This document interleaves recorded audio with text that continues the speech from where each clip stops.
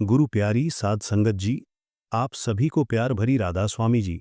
संगत जी, आप सभी से एक छोटी सी विनती है कि इस वीडियो को बीच में छोड़कर ना जाएं।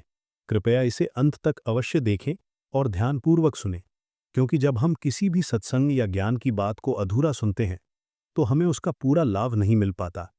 अधूरा ज्ञान कभी कभी भ्रम भी उत्पन्न कर देता है। इसलिए पूर्ण ज्ञान प्राप्त करने के लिए पूरी बात सुनना अत्यंत आवश्यक है। संगत जी, हम केवल इस एक वीडियो की बात नहीं कर रहे, बल्कि जीवन की हर उस बात की बात कर रहे हैं जहां हम जल्दबाजी कर देते हैं। आजकल हम देखते हैं कि जब कोई नई वीडियो सामने आती है तो हम तुरंत उसे क्लिक कर लेते हैं। परिणाम यह होता है कि न तो पहली बात पूरी सुन पाते हैं और न ही दूसरी से कुछ ग्रहण कर पाते हैं। इस प्रकार हमारा मन चंचल बना रहता है और हम किसी भी ज्ञान को अपने हृदय में उतार नहीं पाते। संगत जी, सत्संग कोई मनोरंजन नहीं है, यह आत्मा का आहार है। जैसे शरीर को पूरा भोजन चाहिए, वैसे ही आत्मा को भी पूरा ज्ञान चाहिए। यदि हम बीच में उठ जाते हैं, ध्यान इधर उधर कर लेते हैं या मन को भटकने देते हैं, तो हम उस अनमोल संदेश से वंचित रह जाते हैं जो हमारे जीवन को बदल सकता है। मैं आप सबसे विनम्र निवेदन करता हूं कि जब भी आप कोई सत्संग सुने तो पूरे मन, श्रद्धा और धैर्य के साथ सुने। मोबाइल को एक ओर रख दें, अन्य कार्यों से थोड़ा विराम लें और मन को स्थिर करें, क्योंकि जब मन शांत होता है तभी ज्ञान की बात सीधे हृदय में उतरती है। संगत जी, आज की दुनिया में हम बहुत सी बेकार और इधर उधर की बातें आसानी से याद रख लेते हैं, लेकिन जो बात हमारे कल्याण की होती है उसे हम ध्यान से नहीं सुनते। यही कारण है कि जीवन में शांति कम और अशांति अधिक दिखाई देती है। इसलिए आज की ये साखी आप पूरे ध्यान से अवश्य सुने, क्योंकि इसमें ऐसी अनमोल बात छिपी है जो आपके जीवन की दिशा बदल सकती है। और संगत जी, यदि आपने अभी तक हमारे राधा स्वामी शब्द चैनल को सब्सक्राइब नहीं किया है तो कृपया अभी कर लीजिए, ताकि आने वाले सत्संग और आध्यात्मिक विचार आप तक समय पर पहुंचते रहें। कमेंट बॉक्स में राधा स्वामी जी अवश्य लिखें, ताकि हमें भी यह प्रेरणा मिलती रहे कि आप सभी सत्संग से जुड़े हुए हैं। संगत जी, आपका एक एक कमेंट और आपका प्रेम ही हमारे लिए सबसे बड़ी प्रेरणा है। हम जो भी बात आपके सामने रखते हैं वो केवल और केवल आत्मिक जागृति के लिए है। हमारा उद्देश्य किसी को ठेस पहुंचाना नहीं, बल्कि हर हृदय में प्रेम, शांति और नाम की लगन जगाना है। तो आइए संगत जी, अब हम उस अनमोल साखी की ओर बढ़ते हैं, जिसे सुनकर आपका हृदय अवश्य प्रसन्न होगा और मन को नई दिशा मिलेगी। कृपया अंत तक बने रहें, ध्यानपूर्वक सुने और इस ज्ञान को अपने जीवन में उतारने का प्रयास करें। संगत जी, 27 फरवरी की सुबह होने से पहले या फिर दिन ढलने से पहले अगर आपने गौ माता को ये गुप्त चीज चुपचाप नहीं खिलाई, तो आप एक बहुत बड़े अवसर से चूक जाएंगे। जी हैं संगत जी, इस बार की अमल की एकादशी कोई साधारण एकादशी नहीं है, बल्कि ये वो महासंयोग है जिसका इंतजार बड़े बड़े ऋषि मुनि भी सदियों से करते आए हैं। क्योंकि हमारे शास्त्रों के अनुसार ये वही दिन है जब स्वयं भगवान विष्णु ने ये वचन दिया था कि जो भी सेवादार इस दिन आंवला और गौ माता की सच्चे मन से सेवा करेगा, उसकी 7 पुश्तें राज करेंगी। मेरी बात को बहुत ध्यान से सुनिएगा संगत जी, क्योंकि ये मौका सालों में सिर्फ एक बार आता है, और अगर इस बार आप चूक गए तो शायद आपको पूरी जिंदगी पछताना पड़ सकता है। आज के इस विशेष संदेश में हम आपको वो गुप्त चीज बताने जा रहे हैं जो आपको गौ माता को खिलानी है।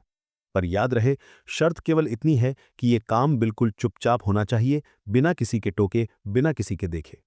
आखिर वो कौन सी चीज है और क्यों आमल की एकादशी पर इसका इतना महत्व है, ये जानने के लिए हमारे साथ अंत तक बने रहिएगा, क्योंकि आधा अधूरा ज्ञान हमेशा घातक होता है और हम नहीं चाहते कि आप कोई भी गलती करें। संगत जी, फाल्गुन महीने के शुक्ल पक्ष की एकादशी को आमलकी एकादशी कहा जाता है। आमलकी का अर्थ होता है आंवला, वही आंवला जिससे हम और आप एक साधारण फल समझते हैं, लेकिन हमारे पुराणों में इसे धरती का अमृत कहा गया है। कहा जाता है कि जब ब्रह्मा जी की उत्पत्ति हुई थी, तब उनके पवित्र आंसुओं से ही आंवला का पेड़ इस धरती पर आया था। इसीलिए इस पेड़ के हर एक पत्ते में, हर एक डाल में सभी देवी देवताओं का वास माना जाता है। और इस विशेष दिन पर अगर आप गौ माता के मुख में वो एक गुप्त चीज डाल देते हैं, तो आपके घर से दरिद्रता और कंगाली ऐसे भागेगी जैसे सूरज को देखकर गहरा अंधेरा भागता है। परंतु सवाल ये उठता है कि आखिर गौ माता ही क्यों, कोई और पशु क्यों नहीं? देखिए संगत जी, हमारे सनातन धर्म में गाय सिर्फ एक पशु नहीं है, बल्कि वो एक चलती फिरती तीर्थ है। कहा जाता है कि गाय के शरीर में 33 कोटि देवी देवताओं का वास होता है। जब आप गौमाता की सेवा करते हैं तो आप केवल एक जीव की सेवा नहीं कर रहे होते, बल्कि आप एक साथ 33 कोटि देवी देवताओं को प्रसन्न कर रहे होते हैं। इस दिन आमलकी एकादशी के दिन गौ माता की ऊर्जा और भी प्रबल और भी शक्तिशाली हो जाती है। इस दिन गाय के मुख से निकली हुई हर दुआ, हर आशीर्वाद सीधे वैकुंठ धाम तक जाता है। इसीलिए हमारे ऋषि मुनियों ने कहा है कि इस दिन किया गया छोटा सा भी दान या छोटी सी भी सेवा आपके पुराने से पुराने पाप कर्मों को जलाकर राख कर सकती है। अब जरा सोचिए संगत जी, अगर आपके जीवन में धन की कमी है, कर्ज का बोझ दिन पर दिन बढ़ता जा रहा है, या फिर घर में हमेशा क्लेश बना रहता है, तो इसका सीधा सा मतलब है कि कहीं न कहीं आपके ग्रह नक्षत्र आपके विपरीत चल रहे हैं। और इन ग्रहों को शांत करने की ताकत सिर्फ और सिर्फ गौ माता की निस्वार्थ सेवा में है। लेकिन अक्सर लोग गलती क्या करते हैं, वो सेवा तो करते हैं, पर सही विधि और सही समय का ध्यान नहीं रखते। आज हम आपको वही सही विधि बताने वाले हैं जिसे करने के बाद आपकी किस्मत का ताला खुलना तय है। सबसे पहले ये समझ लीजिए कि आंवला की एकादशी के दिन भगवान विष्णु खुद आंवला के पेड़ में निवास करते हैं। इसीलिए इस दिन आंवला के पेड़ की पूजा करना और आंवला का दान करना स्वर्ण दान के बराबर माना गया है। लेकिन अगर आपके पास आंवला का पेड़ नहीं है या आप किसी कारणवश पूजा नहीं कर पा रहे हैं, तो घबराइए मत। गौ माता आपके सारे संकट हर लेंगी। बस आपको ये विशेष उपाय करना होगा। चलिए अब बात करते हैं उस गुप्त चीज की जिसे आपको गौ माता को खिलाना है। पर उससे पहले एक छोटी सी कथा सुन लीजिए, जो इस दिन के महत्व को और भी गहराई से समझाती है। प्राचीन काल में एक राजा था जिसका नाम था चित्रसेन। वो राजा बड़ा ही धर्मात्मा था और अपनी प्रजा को अपनी संतान की तरह मानता था। लेकिन उसके राज्य में एक बार भयानक अकाल पड़ गया। बारिश नहीं हुई और धरती सूख गई। लोग भूख और प्यास से मरने लगे। तब राजा चित्रसेन ने एक महान ऋषि से इसका उपाय पूछा। ऋषि ने उन्हें आम्ल की एकादशी का व्रत रखने और गौ माता को आंवला खिलाने का सुझाव दिया। राजा ने पूरे विधि विधान से व्रत रखा और चुपचाप रात के अंधेरे में गौ माता को अपने हाथों से आंवला और गुड़ खिलाया। संगत जी, इसका परिणाम यह हुआ कि अगले ही दिन से राज्य में मूसलाधार वर्षा हुई और अन्न के भंडार फिर से भर गए। ये है इस व्रत और इस उपाय की असली ताकत। तो संगत जी, अब ध्यान से नोट कर लीजिए कि आपको करना क्या है। 27 फरवरी की सुबह जल्दी उठकर स्नान करें और स्वच्छ वस्त्र धारण करें। हो सके तो पीले रंग के कपड़े पहनें, क्योंकि पीला रंग भगवान विष्णु को अति प्रिय है और ये गुरु ग्रह को भी मजबूत करता है। इसके बाद अपने घर के मंदिर में भगवान विष्णु और माता लक्ष्मी की विधिवत पूजा करें, उन्हें आंवला अर्पित करें।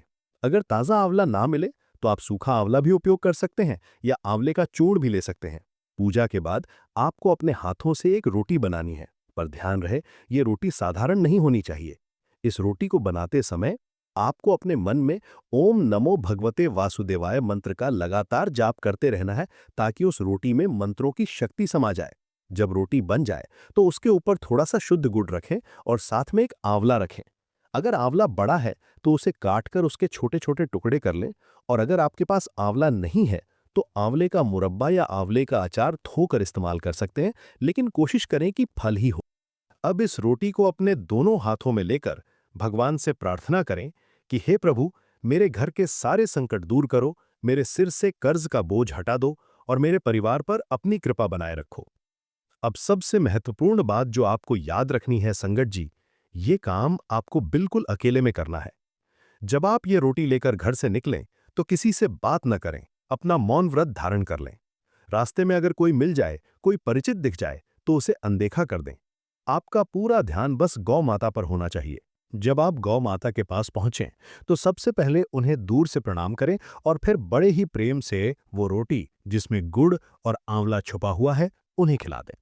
जब गौ माता वो रोटी खा रही हों तो उनके गले के नीचे जो झूलती हुई खाल होती है, जिसे गल कंबल कहते हैं, उसे अपने दाहिने हाथ से धीरे धीरे सहलाएं और मन ही मन अपनी मनोकामना कहें, चाहे वो धन की हो, सेहत की हो या फिर विवाह की हो। माना जाता है कि गौ माता के गल कंबल में साक्षात ब्रह्मा जी का वास होता है और वहां स्पर्श करने से आपकी किस्मत की सोई हुई लकीरें जाग सकती हैं। लेकिन रुकिए संगत जी, बात यहीं खत्म नहीं होती।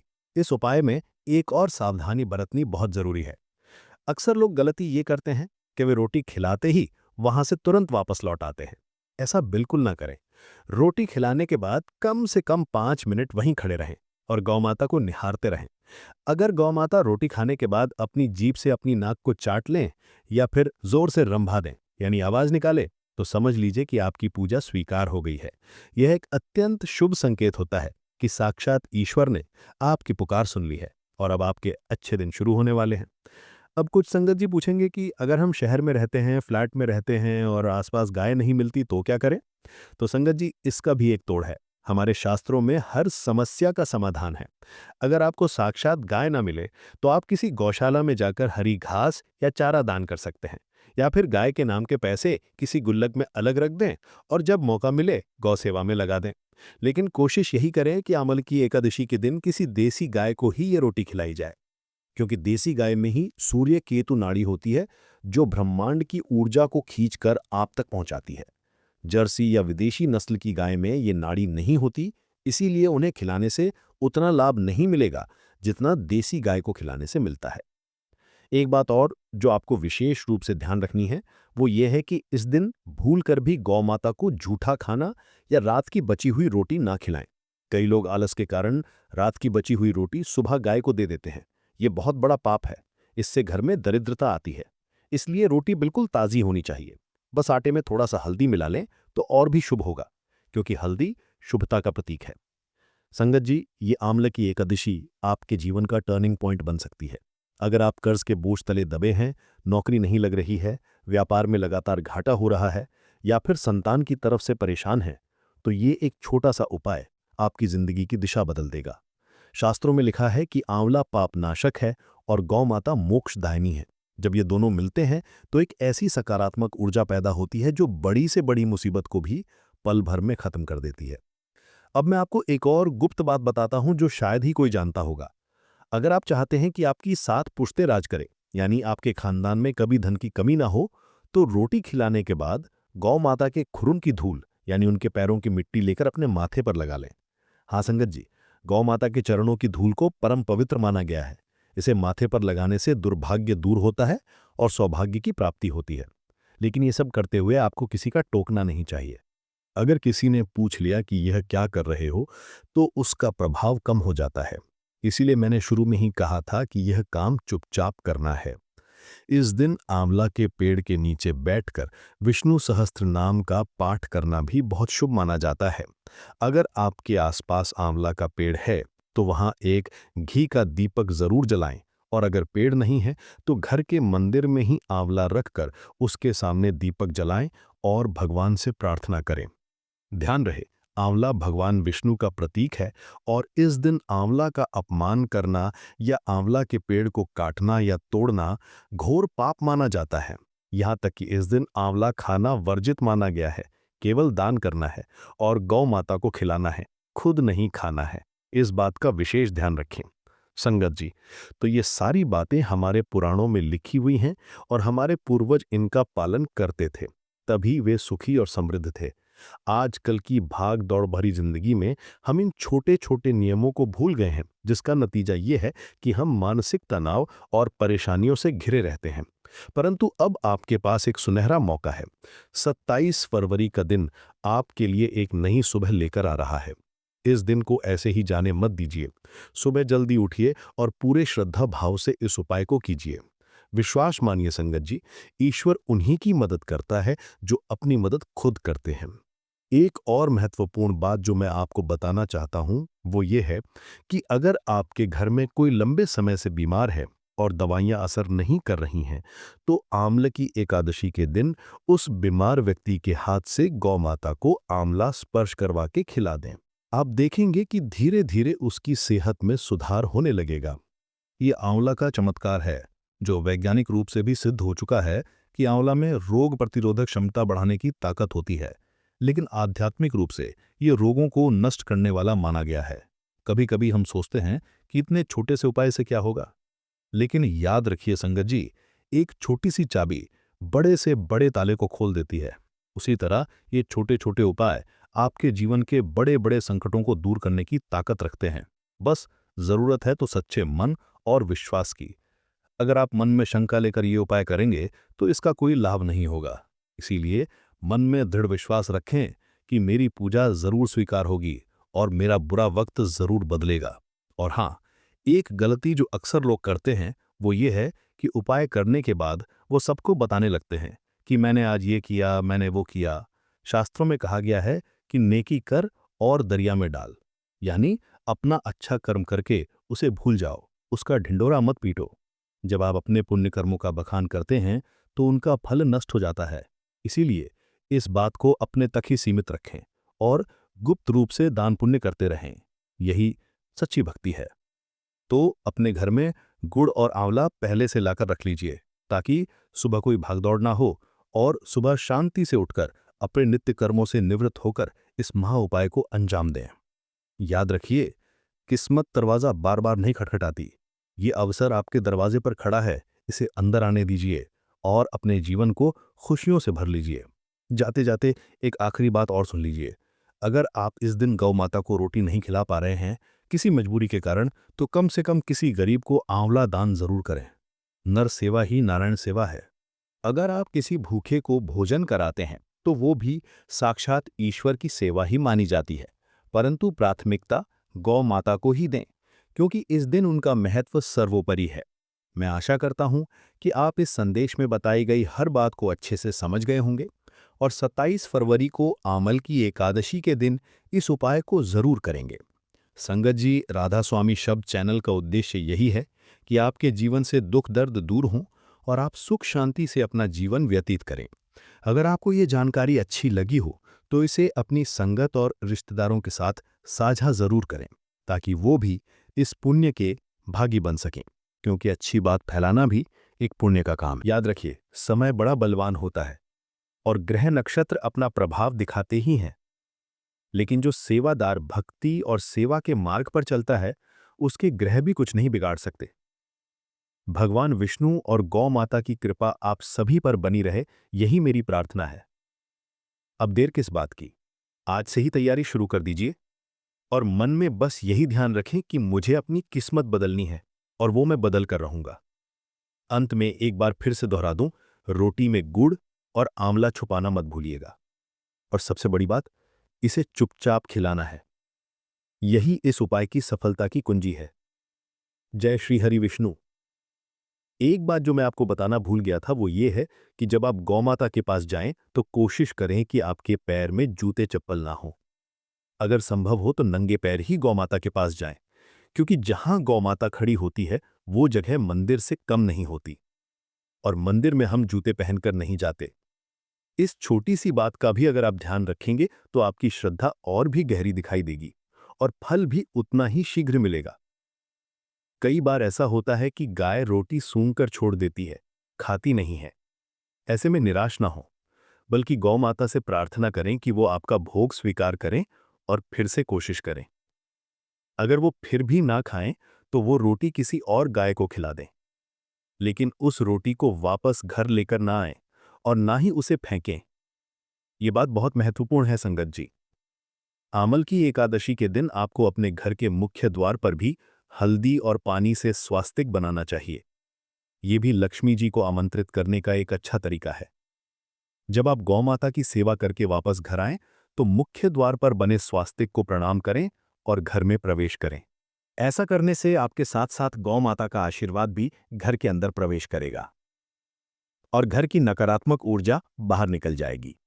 देखिए, जीवन में उतार चढ़ाव तो आते रहते हैं, लेकिन कुछ दिन ऐसे होते हैं जो हमें इन मुसीबतों से निकलने का रास्ता देते हैं। आमल की एकादशी वही रास्ता है। बस जरूरत है सही कदम बढ़ाने की। आप एक कदम बढ़ाइए, ईश्वर आपकी तरफ 10 कदम बढ़ाएंगे। तो संगत जी, इसी के साथ ये चर्चा समाप्त होती है। कमेंट बॉक्स में राधा स्वामी जी लिखना ना भूलें। और संगत जी, अगर आप हमारे राधा स्वामी शब्द चैनल पर नए आए हैं तो कृपया हमारे चैनल को सब्सक्राइब जरूर कर लें। राधा स्वामी जी।